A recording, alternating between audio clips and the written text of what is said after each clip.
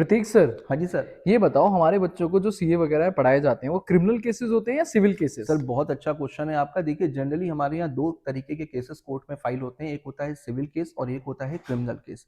Criminal case का मतलब क्या होता है, जो रॉन्ग पूरी सोसाइटी के अगेंस्ट में हो, यानी कि जो गलत काम पूरी की पूरी सोसाइटी के अगेंस्ट में गलत है उसको बोला जाता है क्रिमिनल केस। उसमें क्रिमिनल केस फाइल होता है और नहीं क्रिमिनल कोर्ट में केस फाइल होता है। जबकि सिविल केस का मतलब क्या होता है, जब किसी एक पर्टिकुलर पर्सन के अगेंस्ट में केस फाइल होता है उसको बोलते हैं सिविल केस। क्रिमिनल केस में इम्प्रिजनमेंट के प्रोविजन होते हैं, यानी कि जेल जाना पड़ता है, जबकि सिविल केसेस में कभी भी पनिशमेंट यानी कि इम्प्रिजनमेंट नहीं होती है।